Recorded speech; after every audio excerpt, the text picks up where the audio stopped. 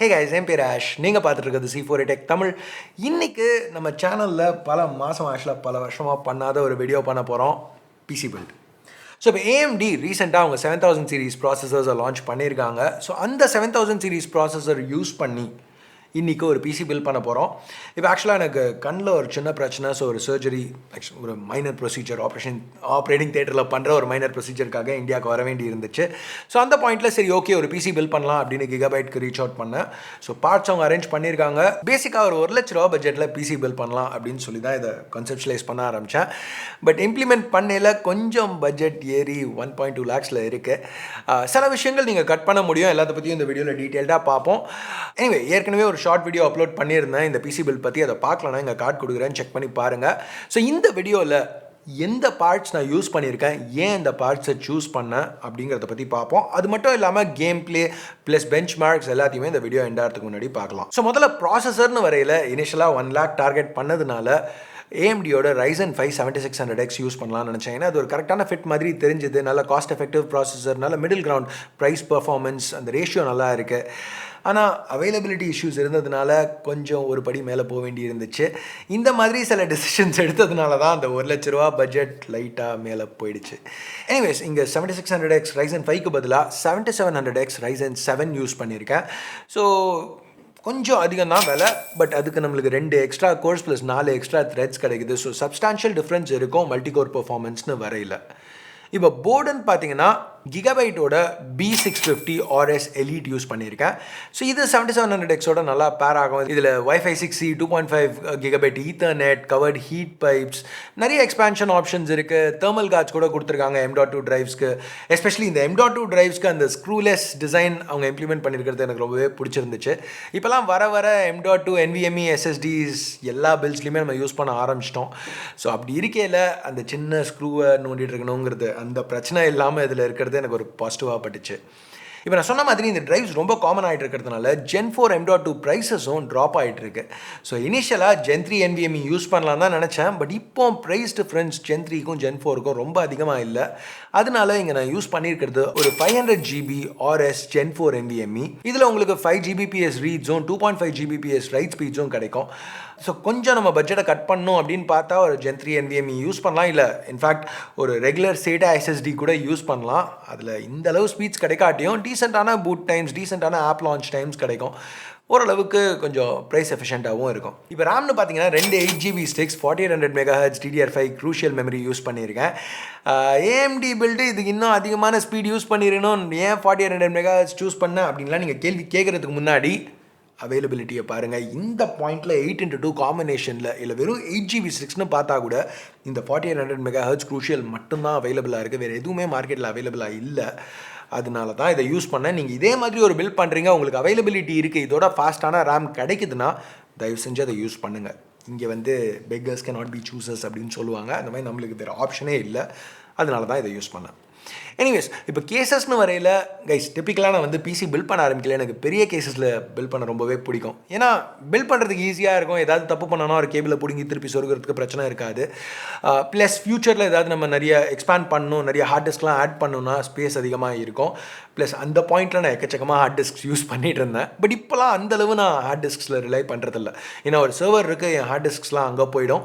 மற்றபடி மோஸ்ட்டாக ஒரு பிசின்னு வரையில் M.2 டிரைவ்ஸ் இல்லை 2.5 inch SSDs தான் அதில் நான் யூஸ் பண்ணிகிட்டு இருப்பேன். ப்ளஸ் அது மட்டும் இல்லாமல் பெரிய கேசஸில் பில்ட் பண்ணுறதுக்கு நல்லா இருந்தாலும் அதுக்கப்புறம் நம்ம யூஸ் பண்ணல இப்போ ஒரு டெஸ்க்கு கடியில் கரெக்டாக ஃபிட் பண்ணணும்னா சில நேரம் ஃபிட் ஆகாது. ப்ளஸ் ஒரு இடத்துலேருந்து இன்னொரு இடத்துக்கு மூவ் பண்ணணுனாலும் கொஞ்சம் கஷ்டமாக இருந்துச்சு. ஸோ இங்கே திருப்பியும் இந்த மாதிரி காரணங்களுக்காக ரொம்ப கேஸ்க்கு அதிகமாக செலவழிக்காமல் ஒரு மிட் டவர் கேஸ் சூஸ் பண்ணேன். இது கூகரோட MX440 ரொம்ப நல்ல மிட் டவர் கேஸ்.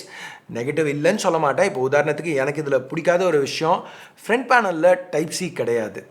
இந்த போர்டில் ஃப்ரண்ட் பேனல் டைப் சிக்கு சப்போர்ட் இருக்குது 20 Gbps வரைக்கும். பட் இதில் இல்லைங்கிறது ஒரு சின்ன நெகட்டிவ். பட் ஓவரால் இது ரொம்பவே ஒரு ஃபீச்சர் பேக் கேஸ்னு சொல்லலாம். இது 2 3.5 inch இல்லை 5 2.5 inch டிரைவ் சப்போர்ட் பண்ணோம். அது போக 6 ஃபேன்ஸ். ரேடியேட்டர்ஸ்னு பார்த்தீங்கன்னா 240 mm ரேடியேட்டர் டாப்பில் மவுண்ட் பண்ணலாம். என்னை பொறுத்த வரைக்கும் 7700Xக்கு அது கரெக்டாக இருக்கும். பட் இல்லை உங்களுக்கு இன்னும் பெரிய ரேடியேட்டர் யூஸ் பண்ணணும்னா ஃப்ரண்ட்டில் உள்ள ஃபேன்ஸை ரிமூவ் பண்ணிட்டு அங்கே 360 mm ரேட் மவுண்ட் பண்ணலாம். ஸோ நான் ஏற்கனவே சொன்ன மாதிரி நான் 240 தான் யூஸ் பண்ணேன். கூலர் மாஸ்டரோட ML240L V2 ARGB தான் நான் இங்கே சூஸ் பண்ண AIO. PSUன்னு வரையில் இங்கே நியாயமாக பார்த்தீங்கன்னா மாடுலர் பிஎஸ்யூக்கு போயிருக்கணும். பட் நான் சூஸ் பண்ணது 80+ bronze certified Gigabyte P650B. என்னோட ரீசனிங் இந்த கேஸில் கீழே நிறையவே ஸ்பேஸ் இருக்குது அந்த எக்ஸ்ட்ரா கேபிள்ஸை ஹைட் பண்ணுறதுக்கு. 2.5 இல்லை 3.5 inch drives எதுவும் யூஸ் பண்ணுற ஐடியாவில் நான் இல்லை. ப்ளஸ் 650 watts நம்ம இங்கே பண்ண போகிறதுக்கு ரொம்பவே அதிகம் தான். ஸோ கொஞ்சம் காசு இங்கே சேவ் பண்ணுறது எனக்கு கரெக்டாக பட்டுச்சு. எனிவேஸ் கேஸ் ஸ்பேஸ் பற்றி பேசையில் இதில் இந்த கேஸில் maximum 320mm length graphics cards வரைக்கும் இதை சப்போர்ட் பண்ணோம். ஸோ நான் சூஸ் பண்ண 3060 Ti இதில் ஈஸியாகவே ஃபிட் ஆகிடுச்சு, எந்த பிரச்சனையும் இல்லை. பிரச்சனைகளை பற்றி பேசையில் அந்த 240mm ரேடியேட்டர் மேலே மவுண்ட் பண்ணையில் தான் நோட்டீஸ் பண்ணேன். மேலே அந்த பவர் கனெக்டர் ரொம்பவே க்ளோஸாக இருந்துச்சு, கொஞ்சம் கஷ்டப்பட்டு தான் ஃபிட் பண்ண வேண்டி இருந்துச்சு. இன்ஃபேக்ட் என்னோட கேபிள் ஸ்லீவ் எக்ஸ்டென்ஷன்ஸ் இதில் யூஸ் பண்ண முடியல, ஏன்னா அது இன்னும் கொஞ்சம் ரிஜிடாக இருந்ததுனால. பெரிய பிரச்சனை கிடையாது, பட் ஸ்டில் ஓவரால் ஒரு சின்ன விஷயம் நோட் பண்ணுறதுக்கு. இப்போ நீங்கள் பார்த்துட்டு இருக்கிறது பில்ட் பண்ணதுக்கப்புறம் எல்லாம் செட் பண்ணதுக்கப்புறம் ஃபைனல் ரிசல்ட். பார்க்க நல்லா இருக்குங்கிறது எல்லாருக்கும் தெரியும் அந்த பாயிண்டில். அதோட முக்கியமான கேள்வி பெர்ஃபார்மன்ஸ் எப்படி இருக்குங்கிறது தான். ஸோ இங்கே சில பெஞ்ச்மார்க்ஸ் ரன் பண்ணி பார்த்தேன், ரிசல்ட்ஸ் ரொம்பவே நல்லா இருந்துச்சு. பட்ஜெட்டில் மேக்ஸிமம் அமௌண்ட் நம்ம கிராஃபிக் கார்டுக்கு தான் அலோகேட் பண்ணோம். ஸோ இங்கே ஹெவன் 3D மார்க் எல்லாமே நல்லா ரன் ஆச்சு. இது எதிர்பார்த்தது தான். என்ன 3060 Ti எப்படி பெர்ஃபார்ம் பண்ணுங்கிறது இந்த பாயிண்டில் அது ரிலீஸ் ஆகி ரொம்ப நாள் ஆகுது. ஸோ எல்லாருக்குமே தெரியும். ஸோ எஸ், நம்பர்ஸ் நல்லா இருந்துச்சு. சினி பெஞ்ச் இது CPU இன்டென்சிவ். ஸோ இதை டெஸ்ட் பண்ணுறதுக்கு நான் ரொம்பவே இன்ட்ரெஸ்டடாக இருந்தேன். ஸ்கோர்ஸ் ரொம்பவே நல்லா இருந்துச்சு. 30% சிங்கிள் கோர் பெர்ஃபார்மன்ஸ் பூஸ்ட் இருக்குது போன ஜென்ரேஷனோட கம்பேர் பண்ணல. இதே டெஸ்ட்டில் போன ஜென்ரேஷன் 5700X 1500 பாயிண்ட்ஸ் ஸ்கோர் பண்ணிச்சு. மல்டி கோர்னு வரையில் அந்த ப்ராசஸரில் 14,000 பாயிண்ட்ஸ் இருந்துச்சு. ஸோ மல்டி கோரில் இங்கே 40% இம்ப்ரூவ்மெண்ட் இருக்குது ஜென்ரேஷன் ஆன் ஜென்ரேஷன்.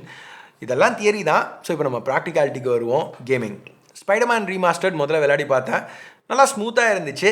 இங்கே சில பிரச்சனைகள் நீங்கள் எதிர்பார்த்த மாதிரி பிரச்சனை இல்லை, வேறு பிரச்சனை. இந்தியாவில் என்கிட்ட ஒரு கண்ட்ரோலர் தான் இருந்துச்சு, அதை நம்பி தான் நான் ஷூட் பண்ணுறதுக்கு வந்தேன். மற்ற கண்ட்ரோலர்லாம் யூஏயில் இருக்குது. இந்த கண்ட்ரோலர் வேலைக்காகல. ஸோ நான் ஒரு 2 மணி நேரம் செலவழித்து ஓப்பன் பண்ணி நிறைய ட்ரை பண்ணி பார்த்தேன். அப்புறம் தான் உள்ள ஒரு கேபிள் கட்டாக இருந்துச்சுங்கிறத நோட்டீஸ் பண்ணேன். ஸோ கைஸ், இந்த கேமை நான் 2 தடவை கம்ப்ளீட் பண்ணியிருக்கேன். ஒரு தடவை PS4 Proவில், ஒரு தடவை PS5ல். ஆனால் இங்கே என்னோடய கேம் பிளே ரொம்ப கேவலமாக இருக்கும், மன்னிச்சிக்கோங்க. கீபோர்ட் மோஸ்ட்டில் அது நான் ஆண்டதே கிடையாது. பட் எனிவே ஓவரால் கேம் ஸ்மூத்தாக ரன் ஆகுதுங்கிறது இங்கேருந்து பார்த்தா உங்களுக்கு தெரியும். என்னோடய கேம் பிளேயை பெருசாக நோட்டீஸ் பண்ணிக்காதீங்க. ஓகே, அடுத்து Cyberpunk 2077. இது 1440pல ரன் பண்ண அல்ட்ரா செட்டிங்ஸோட DLSS டிசேபிள் பண்ணி நல்லா ஸ்மூத்தாக பெர்ஃபார்ம் பண்ணிச்சு. ரிசல்ட்ஸ் சூப்பராக இருந்துச்சு. இந்தளவு பெர்ஃபார்மன்ஸ் இருக்கையில் இது நம்ம எதிர்பார்த்தது தான். 67 FPS ஆவரேஜ், 52 தான் லோவஸ்ட் அது டிப்பானது. இது அல்ட்ரா செட்டிங்ஸ் 1440p. ஓகே, ரே ட்ரேசிங் இதில் எனேபிள் பண்ணால் எப்படி இருக்கும்? ரே ட்ரேசிங்கிறது உங்களுக்கு பெட்டரான ரிஃப்ளெக்ஷன்ஸ் அதெல்லாம். ஸோ அது எனேபிள் பண்ணி அந்த மாதிரி செட்டிங்ஸில் ரன் பண்ணால் எப்படி இருக்கும்னு யோசித்தேன். அஃப்கோர்ஸ் கொஞ்சம் ரீசனபிளாக இருக்கலாமேனு ரெசல்யூஷனை 1080pக்கு ட்ராப் பண்ணேன். ஸோ இப்போ நீங்கள் பார்த்துட்டு இருக்குது ரே ட்ரேசிங் அல்ட்ரா ப்ரீசெட். இந்த தடவை DLSS எனேபிள் ஆகிருக்கு. ஃபைனல் நம்பர்ஸ் 91 FPS ஆவரேஜ், எந்த பாயிண்ட்லையும் 67 கீழே ட்ராப் ஆகலை. Forza Horizon 5 இப்போ இன்னொரு ஒரு ரொம்ப பாப்புலரான கேம், நல்ல கிராஃபிக் இன்டென்ஸ் கேம். ட்விட்டரில் நிறைய பேர் இதை டெஸ்ட் பண்ண சொல்லி கேட்டிருந்தீங்க. இது ஆக்சுவலாக 4Kல ரன் ஆகிட்டு இருக்கு அல்ட்ரா ப்ரீசெட்டோட.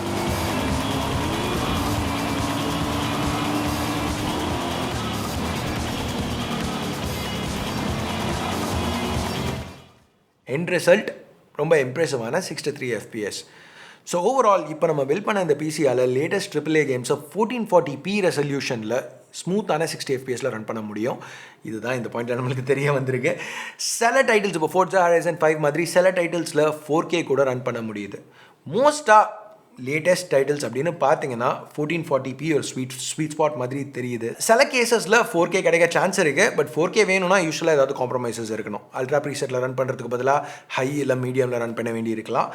அதே மாதிரி ஃப்ரேம் ரேட் அதிகமாக வேணும்னாலும், ஏதாவது FPS கேம்ஸ் விளையாடுறீங்க, 120 FPS வேணும் இல்லை 144 FPS வேணும் அப்படின்னாலும் பண்ண முடியணும் இந்த கிராஃபிக் கார்டால். கொஞ்சம் செட்டிங்ஸ் ட்ராப் பண்ண வேண்டியிருக்கலாம், இல்லை ஃபுல் ஹெச்டிக்கு நீங்கள் ட்ராப் ஆக வேண்டியிருக்கலாம். ஸோ எனிவே, இதுதான் நம்மளோட லேட்டஸ்ட் பிசி பில்ட். இந்த பிசி பில்ட் பற்றி என்ன நினைக்கிறீங்க? இன்றைக்கி ஒரு 1.2 lakhs பட்ஜெட்டில் ஒரு பிசி பில்ட் பண்ணணும்னு நினச்சிங்கன்னா நீங்கள் என்ன வித்தியாசமாக பண்ணுவீங்க? இப்போ நான் சூஸ் பண்ண பார்ட்ஸில் எதை நீங்கள் ரிட்டைன் பண்ணியிருப்பீங்க, எதை நீங்கள் வித்தியாசமாக சூஸ் பண்ணியிருப்பீங்க, ஏதாவது சேஞ்சஸ் பண்ணணுன்னா என்ன பண்ணுவீங்க, ஏன்?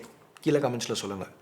இந்த மாதிரி வேறு பிசி பில்ட் வீடியோஸும் பார்க்கணுன்னு நினச்சிங்கன்னா ஃப்யூச்சரில் அடுத்த பிசி பில்ட் வீடியோவுக்கு திருப்பியும் ஒரு 2 வருஷம் வெயிட் பண்ணாமல் சீக்கிரமாக பண்ணணும்னு நினச்சிங்கன்னா கீழே கமெண்ட்ஸில் சொல்லுங்கள். ஸோ அவ்வளோதான் இந்த வீடியோவுக்கு. பிடிச்சிருக்கு பிடிக்கல என்ன நினைக்கிறீங்களோ அதை பேஸ் பண்ணி தம்ஸ் அப் இல்லை தம்ஸ் டவுன். சப்ஸ்கிரைப் பண்ணலன்னா சப்ஸ்கிரைப் பட்டன், ஏற்கனவே சப்ஸ்கிரைப் பண்ணியிருந்தீங்கன்னா பக்கத்தில் உள்ள பெல் ஐக்கான் அதையும் ப்ரெஸ் பண்ணுங்கள். அப்போ தான் நான் போடுற வீடியோஸை நீங்கள் மிஸ் பண்ணாமல் பார்க்க முடியும். அடுத்த வீடியோவில் உங்களை திருப்பி சந்திக்கிற வரைக்கும் என் பேர் ஆஷ். நீங்கள் பார்த்துட்டு இருக்கிறது C4 Tech Tamil. Have a nice day. Bye.